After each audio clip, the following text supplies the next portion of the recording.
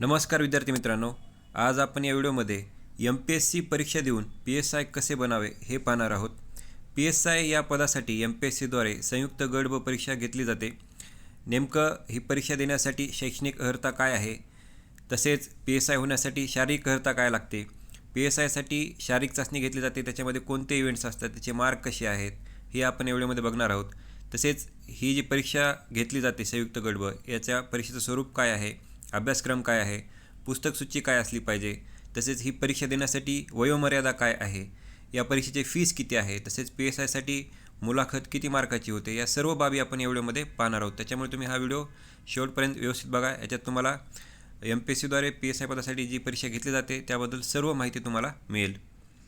सुरुवातीला आपण ही परीक्षा देण्यासाठी शैक्षणिक अर्हता काय आहे हे बघूया. मान्यताप्राप्त विद्यापीठाची पदवी ज्यांच्याकडे आहे ते ही परीक्षा देऊ शकतात. म्हणजे कोणत्याही स्ट्रीमचे जे ग्रॅज्युएट विद्यार्थी आहेत ती ही परीक्षा देऊ शकतात.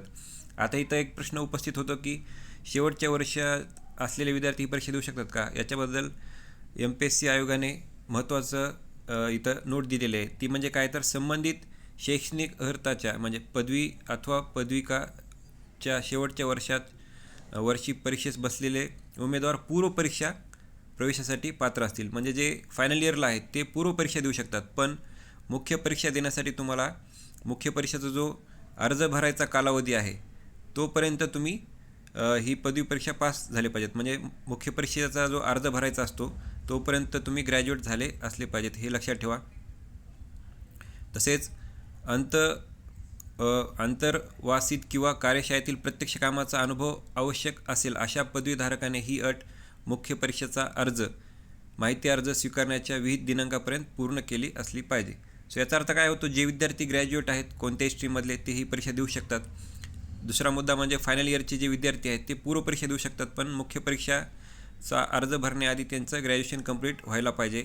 आणि तिसरा मुद्दा म्हणजे काही जे पदवी आहेत, उदाहरणार्थ MBBSची पदवी आहे किंवा डेंटलची जी पदवी आहे BDSची, याच्यामध्ये काय असतं की इंटर्नशिप असते. ही इंटर्नशिप तुम्हाला मुख्य परीक्षेच्या आधीच कंप्लीट करायची आहे, मगच तुम्हाला इथं ही परीक्षा देता येईल. सो ही शैक्षणिक अर्हता आहे. आता आपण वयोमर्यादा बघूया. किमान वयोमर्यादा ही 19 वर्ष आहे सर्व कॅटेगरीसाठी. म्हणजे तुमचं किमान वय 19 वर्ष झालंच पाहिजे. 19च्या आधीचे जे आहेत 18-17 वर्षाचे हे विद्यार्थी इथं परीक्षा देऊ शकत नाहीत. तसेच अशा विद्यार्थ्यांची ग्रॅज्युएशन होणं म्हणजे कंप्लीट झालंही नसेल तरी पण हे लक्षात ठेवा, किमान वयोमर्यादा ही 19 वर्ष आहे. तर कमाल वयोमर्यादा काय आहे तर अमागास विद्यार्थी म्हणजे जे जनरल कॅटेगरीचे विद्यार्थी आहेत त्यांच्यासाठी कमाल वयोमर्यादा ही 31 आहे. म्हणजे 19 ते 31 वयोगटातील विद्यार्थी ही परीक्षा देऊ शकतात जनरल कॅटेगरीचे. त्यानंतर मागासवर्गीय EWS आणि अनाथ विद्यार्थ्यांसाठी ही कमाल वयोमर्यादा किती आहे तर 34 वर्ष. तसेच प्रावीण्यप्राप्त खेळाडूंसाठी कमाल वयोमर्यादा 36 आहे. माजी सैनिकांसाठी कमाल वयोमर्यादा सुद्धा 36च आहे. तसेच दिव्यांग जे विद्यार्थी आहेत ते मात्र या परीक्षेसाठी अपात्र आहेत, कारण की PSIमध्ये फिजिकल रिक्वायरमेंटसुद्धा असतात. त्याच्यामुळं दिव्यांग विद्यार्थी या परीक्षेसाठी अपात्र आहेत. बाकीच्या कॅटेगरीची आपण इथं वयोमर्यादा बघितलेली आहे. आता या परीक्षेची शुल्क म्हणजे फी किती आहे हे बघूया. इथं अजून एक क्लिअर करण्यासारखा मुद्दा म्हणजे पूर्वपरीक्षा आणि मुख्य परीक्षा या दोन्ही वेळेस आपल्याला फी भरावं लागते, हे लक्षात ठेवा. पूर्वपरीक्षा जे विद्यार्थी पास होतात त्यांनाही मुख्य परीक्षेचा अर्ज करावा लागतो आणि हा अर्ज करताना फीस भरावी लागते, त्याच्यामुळे हे लक्षात ठेवा. आता पूर्वपरीक्षेचा जी फीस आहे ती किती आहे तर अमागास म्हणजे जे जनरल कॅटेगरीचे विद्यार्थी त्यांच्यासाठी फीस ही 394 आहे. तसेच रिझर्व्ह कॅटेगरीचे विद्यार्थी EWS आणि अनाथ कॅटेगरीच्या विद्यार्थ्यांसाठी ही फीस 294 आहे पूर्वपरीक्षेची. तर मुख्य परीक्षेची फीस किती आहे तर जनरल कॅटेगरीच्या विद्यार्थ्यांना ही 544 आहे. तसेच रिझर्व्ह कॅटेगरी EWS आणि अनाथ कॅटेगरीच्या विद्यार्थ्यांना ही फीस 344 आहे. सो अशा प्रकारे ही फीस आहे. आता आपण या परीक्षेचं स्वरूप बघूया. ही जी PSI पदासाठी संयुक्त गट ब परीक्षा घेतली जाते या परीक्षेचे टप्पे किती असतात तर या परीक्षेचे टप्पे 4 असतात. पहिलं म्हणजे पूर्वपरीक्षा, ही संयुक्त पूर्वपरीक्षा असते. मुख्य परीक्षा ही सुद्धा संयुक्त मुख्य परीक्षा असते. म्हणजेच PSI STI ASO या पदांसाठी एकच पूर्वपरीक्षा घेतली जाते संयुक्त, आणि PSI STI ASO या पदांसाठी एकच मुख्य परीक्षा घेतली जाते 2023 पासून, हे लक्षात ठेवा. आधी PSIसाठी STIसाठी ASOसाठी वेगळी मुख्य परीक्षा व्हायची, पण आता मुख्य परीक्षासुद्धा संयुक्त झालेली आहे, हे लक्षात ठेवा. मुख्य परीक्षेनंतर शारीरिक अर्हता व शारीरिक चाचणी घेतली जाते PSIच्या विद्यार्थ्यांसाठी आणि त्यानंतर PSIसाठी मुलाखतसुद्धा आहे. सो असे PSIसाठी हे 4 टप्पे आहेत. सुरुवातीला आपण पूर्वपरीक्षेबद्दल बोलूया. पूर्वपरीक्षेचा एक्झाम पॅटर्न काय आहे, तर ही जी संयुक्त पूर्वपरीक्षा होते याच्यामध्ये एकच पेपर होतो आणि या पेपरचं नाव आहे सामान्य क्षमता चाचणी. याच्यामध्ये एकूण 100 प्रश्न असतात 100 गुणांसाठी. म्हणजे एक प्रश्न हा 1 गुणाला आहे, हे लक्षात ठेवा. याचा जो दर्जा आहे तो आहे पदवीचा आणि याचं जे माध्यम आहे ते आहे मराठी व इंग्रजी. म्हणजे हा जो पेपर आहे याच्यामधले जे 100 प्रश्न आहेत ते आपल्याला दोन्ही भाषेत हे प्रश्न दिलेले असतात, मराठी तसेच इंग्रजीमध्ये. तुम्हाला जी भाषा सोयीस्कर आहे त्या भाषेत प्रश्न वाचून त्याचं उत्तर द्यायचं असतं. तसेच परीक्षेचा कालावधी किती आहे तर 1 तास आहे. म्हणजे हे 100 प्रश्न आपल्याला 60 मिनिटामध्ये सॉल्व करायचे आहेत, हे लक्षात ठेवा. आणि परीक्षेचं स्वरूप काय तर वस्तुनिष्ठ बहुपर्याय म्हणजेच MCQ फॉर्मॅटमध्ये ही परीक्षा होते. याच्यामध्ये एक प्रश्न दिलेला असतो, त्याच्या खाली 4 ऑप्शन दिलेले असतात, आपल्याला योग्य ऑप्शन निवडायचा असतो. सो अशा प्रकारे पूर्वपरीक्षेचा हा एक्झाम पॅटर्न आहे. आता पूर्वपरीक्षेमध्ये निगेटिव्ह मार्किंग आहे का तर आहे. ही किती आहे तर ही 1/4 किंवा 25% आहे. म्हणजेच प्रत्येक चुकीच्या उत्तराकरिता 25% किंवा 1/4 एवढे गुण एकूण गुणांमधून वजा किंवा कमी करण्यात येईल. सो उदाहरणार्थ आपण जर धरलं की तुमचा एक प्रश्न चुकला तर याच्या 25% म्हणजे किती 0.25 एवढे मार्क तुम्हाला मिळालेल्या एकूण गुणांमधून वजा होतात. सो निगेटिव्ह मार्किंग पूर्वपरीक्षेमध्ये किती कमी होतात एका प्रश्नाला 0.25. तसेच तुम्ही एका प्रश्नाचे एकापेक्षा जास्त उत्तरे दिले तर सुद्धा निगेटिव्ह मार्किंग गणली जाते. म्हणजे तो प्रश्न चुकीचा धरून त्याची निगेटिव्ह मार्किंग होते. तसेच तुम्ही सर्कल इथं राऊंड करताना अर्धवटच सर्कल तुम्ही इथं डार्क केलं तो सुद्धा प्रश्न निगेटिव्ह धरला जातोच. त्याच्यामुळे आपल्याला उत्तर देताना सुद्धा सर्कल पूर्णपणे इथं डार्क करायचं असतं, हे लक्षात ठेवा. अशा प्रश्नांची सुद्धा निगेटिव्ह मार्किंग होते. तसेच जर तुम्ही एखाद्या प्रश्नाचं उत्तर दिलं तर मात्र निगेटिव्ह मार्किंग होत नाही, हे लक्षात ठेवा. तसेच एकूण अंतिम गुणांची बेरीज जर अपूर्णांकात आली असेल तर ती अपूर्णांकातच राहील व पुढील कार्यवाही त्याच्या आधारे करण्यात येईल. म्हणजे उदाहरणार्थ तुमचे मार्क समजा 50.50 आले तर याला राऊंड ऑफ केलं जात नाही 51मध्ये, हे एवढेच ठेवले जातात आणि त्यानुसारच कट ऑफ व मेरिट लिस्ट लागली जाते, हे लक्षात ठेवा. सो एकंदरीत आपण पूर्वपरीक्षेबद्दल बोललो आहोत. आता आपण मुख्य परीक्षेबद्दल डिस्कशन करूया. मुख्य परीक्षासुद्धा ही संयुक्त मुख्य परीक्षा होते. म्हणजे PSI STI SOसाठी एकच मुख्य परीक्षा होते 2023 पासून. आधी या मुख्य परीक्षेमध्ये किती पेपर असतात तर 2 पेपर असतात. पेपर क्रमांक 1 200 गुणांसाठी, पेपर क्रमांक 2 200 गुणांसाठी आणि एकूण टोटल हे 400 आहे, हे लक्षात ठेवा. तसेच आपण बघितलं की PSIसाठी शारीरिक चाचणी होते 100 गुणांची, पण ही क्वालिफाईंग आहे, याचे मार्क धरले जात नाहीत आणि मुलाखत 40 मार्काची होते. सो एकंदरीत PSIची जी शेवटची मेरिट लिस्ट लागते ती कशाच्या आधारे लागते तर हे मुख्य परीक्षेचे 400 मार्क तसेच मुलाखतीचे 40 मार्क अशी एकूण 440 गुणांपैकी फायनल मेरिट लिस्ट लागते, हे लक्षात ठेवा. याच्यामध्ये शारीरिक चाचणीचे मार्क धरले जात नाहीत कारण की आता शारीरिक चाचणी ही क्वालिफाईंग झालेली आहे. त्याच्याबद्दल आपण पुढे माहिती घेणारच आहोत. आता मुख्य परीक्षेमध्ये जे 2 पेपर आहेत याच्याबद्दल आपण डिस्कस करूया. पहिला जो पेपर आहे तो मराठी इंग्रजीचा असतो. याच्यामध्ये मराठीवर 50 प्रश्न विचारले जातात 100 गुणांसाठी, इंग्रजीवर सुद्धा 50 प्रश्न विचारले जातात 100 गुणांसाठी. सो एकंदरीत हा जो पहिला पेपर आहे याच्यामध्ये 100 प्रश्न विचारले जातात 200 गुणांसाठी. म्हणजे एक प्रश्न 2 मार्काला आहे मुख्य परीक्षेमध्ये. पूर्वपरीक्षेमध्ये आपण बघितलं की एक प्रश्न 1 मार्काला आहे, पण मुख्य परीक्षेमध्ये हा 2 मार्काला आहे, हे लक्षात ठेवा. तसेच इथं मराठीचा दर्जा 12वी सांगितला आहे आणि इंग्रजीचा दर्जा पदवी सांगितला आहे. त्यानंतर मराठीचाच पेपर असल्यामुळे याचं माध्यम मराठी आहे आणि याच्यामध्ये कोणतंही इंग्लिशचं ट्रान्सलेशन दिलेलं नसतं आणि इंग्लिशचा पेपर हा इंग्रजीमध्येच होतो. इथंही कोणतं मराठी ट्रान्सलेशन दिलं जात नाही, लक्षात ठेवा. कारण की हे भाषेविषयीचे पेपर आहेत, हे त्या भाषेतच असतात आणि परीक्षेचा कालावधी 1 तास आहे. म्हणजे या 1 तासामध्ये तुम्हाला हे मराठी इंग्रजीचे 100 प्रश्न सॉल्व करायचे असतात आणि या प्रश्नपत्रिकेचं स्वरूप हे वस्तुनिष्ठ बहुपर्याय आहे. म्हणजे MCQ फॉर्मॅटमध्येच हे प्रश्न असतील. एक प्रश्न दिला असेल, खाली 4 ऑप्शन दिले असतील, त्याला तुम्हाला योग्य उत्तर निवडायचं आहे. त्यानंतर दुसरा पेपर हा सामान्य अध्ययन व बुद्धिमत्ता चाचणीचा आहे. या पेपरमध्ये 100 प्रश्न असतात 200 गुणांसाठी. म्हणजे एक प्रश्न 2 मार्काला आणि याचा दर्जा पदवीचा आहे. याचं माध्यम मात्र मराठी व इंग्रजी दोन्ही आहे. म्हणजे या पेपरमधील जे प्रश्न आहेत ते दोन्ही भाषेत दिलेले असतील, मराठी व इंग्रजी. तुम्हाला जी भाषा सोयीस्कर आहे त्या भाषेत प्रश्न वाचून त्याचं उत्तर द्यायचं आहे. तसेच या परीक्षेचा कालावधीसुद्धा 1 तास आहे. या 1 तासामध्ये तुम्हाला हे 100 प्रश्न सॉल्व करायचे असतात आणि याचं फॉर्मॅटसुद्धा MCQ आहे. आता बरेच विद्यार्थी विचारतात की हे पेपर वेगळ्या दिवशी होतात का? नाही. आपण जर 2023ला बघितलं तर दोन्ही पेपर हे एकाच दिवशी झालते. त्याच्यामुळे सकाळी मराठी इंग्रजीचा पेपर होतो 1 तासामध्ये, त्याच्यानंतर दुपारी जो आपला दुसरा पेपर आहे सामान्य अध्ययन व बुद्धिमत्ताचा तो होतो. सो हे लक्षात ठेवा तुम्ही. हे दोन्ही पेपर एकाच दिवशी होतात. मध्ये 2-3 तासाचा गॅप असतो. ते तुम्हाला हॉल तिकीटमध्ये सांगितलं जाईल. आता मुख्य जी परीक्षा आहे त्याच्यामध्ये निगेटिव्ह मार्किंग आहे का? तर आहे. ही पूर्वपरीक्षेसारखीच आहे. ही 25% किंवा 1/4च आहे. म्हणजे प्रत्येक चुकीच्या उत्तराकरिता 25% किंवा 1/4 एवढे गुण एकूण गुणामधून वजा होतील. आता इथं पूर्वपरीक्षेपेक्षा एक डिफरन्स आहे. तो म्हणजे काय? तर आपण बघितलं की पूर्वपरीक्षेमध्ये एक प्रश्न हा एका मार्काला असतो. त्याच्यामुळे तिथं एक प्रश्न जर चुकला तर निगेटिव्ह मार्किंग किती आहे? 0.25. पण मुख्य परीक्षेमध्ये एक प्रश्न हा 2 मार्काचा आहे. आणि याच्यात जर आपण 25% बघितलं किंवा 1/4 बघितलं तर ते किती येतं? 0.50 म्हणजे अर्धा मार्क. सो मुख्य परीक्षेमध्ये एक प्रश्न चुकला तर अर्धा मार्क निगेटिव्ह होतो इथं. हे लक्षात ठेवा. तसेच एखाद्या प्रश्नाला तुम्ही एकपेक्षा जास्त उत्तरे दिली तर ते सुद्धा निगेटिव्ह धरलं जातं. तिथे निगेटिव्ह मार्किंग होते. त्यात आपण बघितलं की सर्कल जर तुम्ही अर्धवटच डार्क केलं तर ते सुद्धा निगेटिव्ह प्रश्न धरला जातो. त्याचेही मार्क कमी होतात. तसेच आपण एखादा प्रश्नाचं उत्तर दिलं नाही तर तिथं मात्र निगेटिव्ह मार्किंग होत नाही. तसेच मुख्य परीक्षेमध्ये एकूण अंतिम गुणांची बेरीज ही अपूर्णांकात आली असेल तर ती अपूर्णांकातच राहील व त्याप्रमाणेच मेरिट लिस्ट किंवा कट ऑफ लावला जाईल. उदाहरणार्थ तुमचे मार्क समजा 260.50 आले 400 पैकी तर हे एवढेच ठेवले जातात. याला 261 केलं जात नाही. त्याच्यामुळे हे मार्क अपूर्णांकातच ठेवून त्यानुसार कट ऑफ आणि मेरिट लिस्ट लागते. सो हे आपण पूर्व आणि मुख्य परीक्षेमध्ये इथं डिस्कशन केलेलं आहे. आता आपण PSIसाठी शारीरिक अर्हता काय आहे हे बघूया. PSIसाठी शारीरिक अर्हता पहिल्यांदा पुरुष संवर्गासाठी बघूया. पुरुषांसाठी जी शारीरिक अर्हता आहे ती म्हणजे उंचीमध्ये कमीत कमी तुमची उंची 165 पाहिजे. ती अणुवानी मोजली जाते. सो हे लक्षात ठेवा. पुरुषांसाठी कमीत कमी उंची किती पाहिजे? 165 सेंटीमीटर.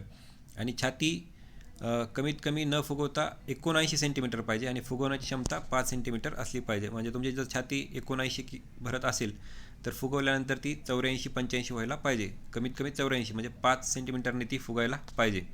सो हे लक्षात ठेवा. महिलांसाठी इथे एकच क्रायटेरिया आहे उंचीचा आणि तो म्हणजे कमीत कमी 157 सेंटीमीटर त्यांची उंची पाहिजे. अणुवानी मोजली ही जाते.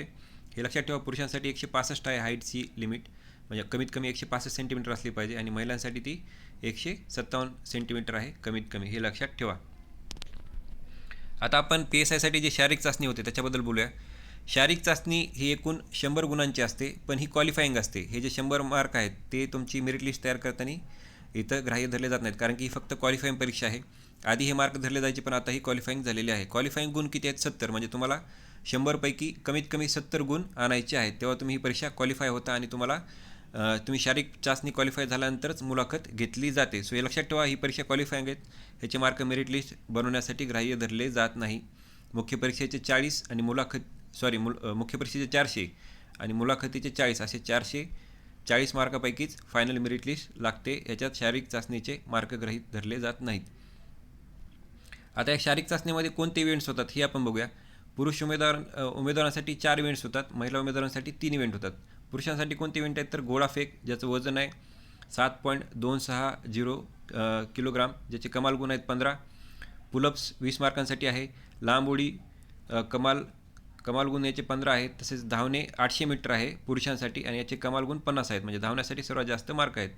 तर महिला उमेदवारांसाठी हे कोणते इव्हेंट्स आहेत तर पहिला आहे गोळाफेक ज्याचं वजन आहे 4 किलोग्राम आणि याचे कमाल गुण 20 आहेत. धावणे 400 मीटर आहे. पुरुषांसाठी 800 आहे. महिलांसाठी 400 मीटर आहे. याचे कमाल गुण 50 आहेत. सो धावण्यासाठी सर्वात जास्त मार्क आहेत 50 आणि लांब उडी याच्यासाठी कमाल गुण आहेत 30. सो अशा प्रकारे पुरुषांसाठी 4 इव्हेंट आणि महिला उमेदवारांसाठी 3 इव्हेंट्स आहेत. हे लक्षात ठेवा. तसेच शारीरिक चाचणीमध्ये मार्किंग कशी होते, किती वेळेत धावल्यानंतर तसेच किती लांब उडी टाकल्यानंतर कसे मार्क भेटले जातात याची सर्व माहिती आपण एका व्हिडिओमध्ये दिलेली आहे आणि हा व्हिडिओ आहे शारीरिक चाचणी पुरुष व महिला याचे जे सुधारित मानके आहेत ते 2023 लागू आहेत आणि हा व्हिडिओ तुम्ही बघू शकता. त्याच्यानुसार तुम्हाला PSIची शारीरिक चाचणी होते त्याची सर्व माहिती मिळेल.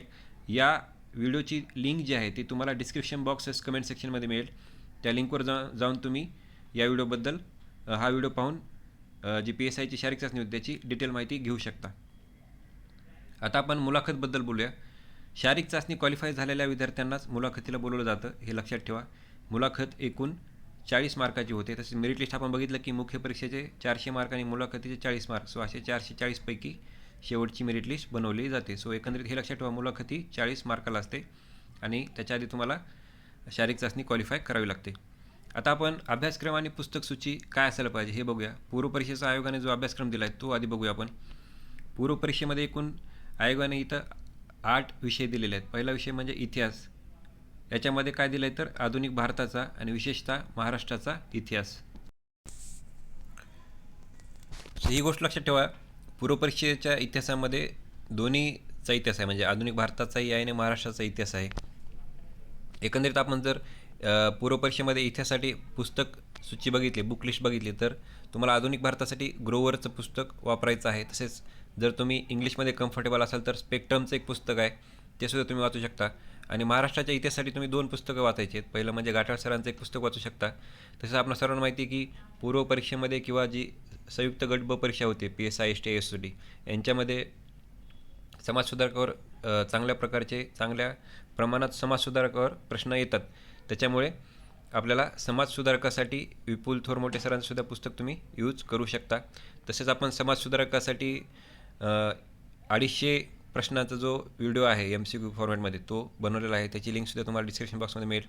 त्याच्यातून तुम्ही समाजसुधारकाबद्दल प्रश्न बघू शकता आणि ही पुस्तके तुम्ही इथं वापरू शकता.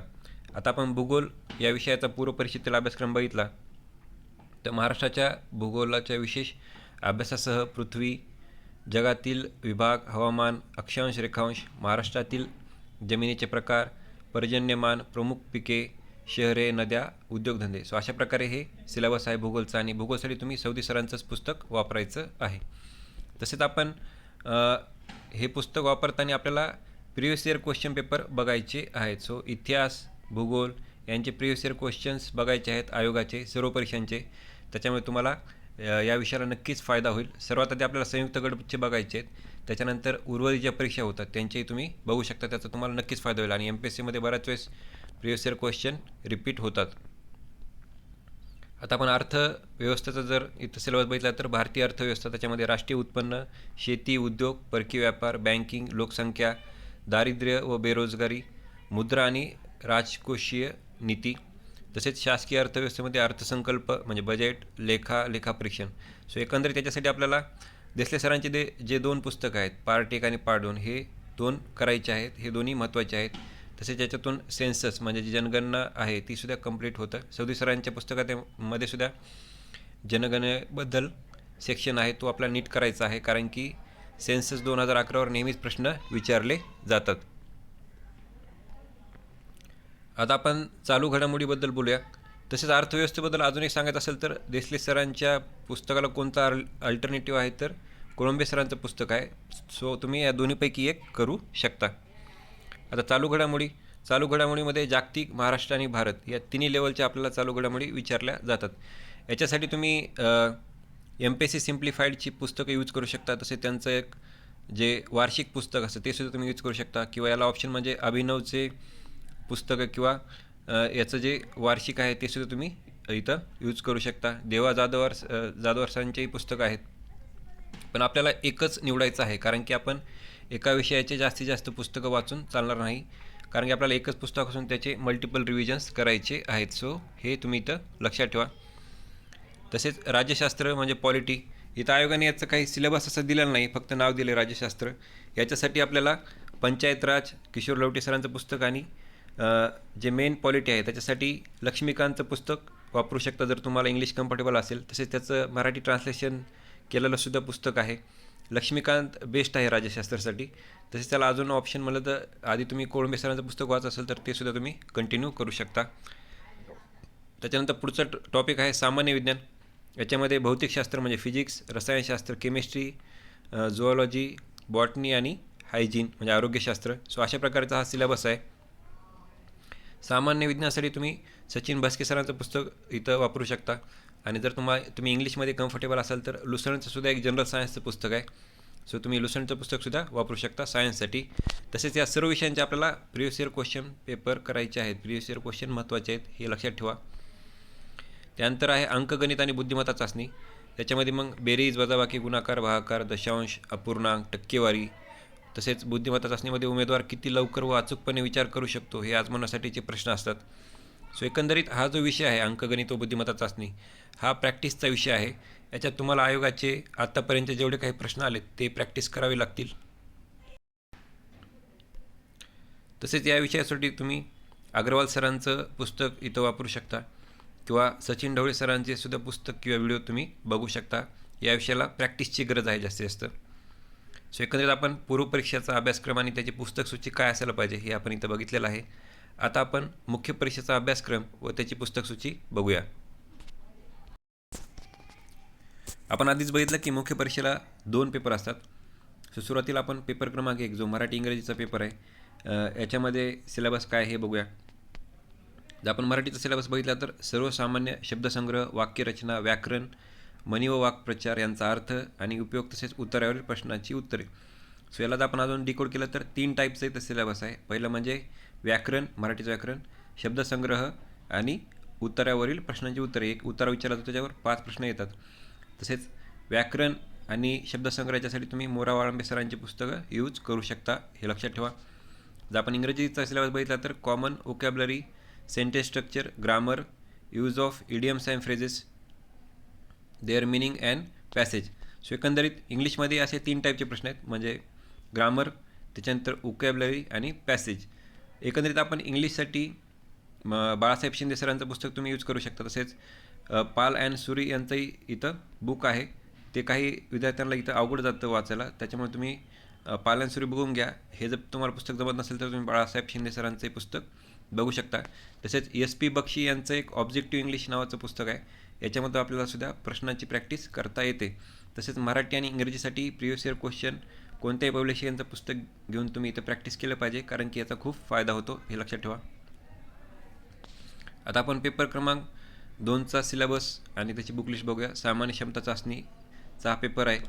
याच्यामध्ये पहिला जो टॉपिक आहे तो आहे सामान्य बुद्धिमापन व आकलन, आणि जो तिसरा पॉईंट आहे तो सुद्धा त्याच्याशीच निगडित आहे, अंकगणित व सांख्यिकी. उमेदवार किती लवकर व अचूकपणे विचार करू शकतो हे आजमावण्यासाठीचे प्रश्न असतात. याच्यासाठी आपण बघितलं की तुम्ही कोणतेही पुस्तकातले जे प्रश्न आहेत ते याच्यासाठी तुम्ही प्रॅक्टिस करायला पाहिजे, कारण याच्यात प्रॅक्टिस महत्त्वाची आहे. तसेच जर तुम्ही पुस्तक बघितलं तर RS अग्रवालचं पुस्तक चांगलं आहे, किंवा तुम्ही सचिन ढवळे सरांचं सुद्धा व्हिडिओ किंवा पुस्तक इथं बघू शकता.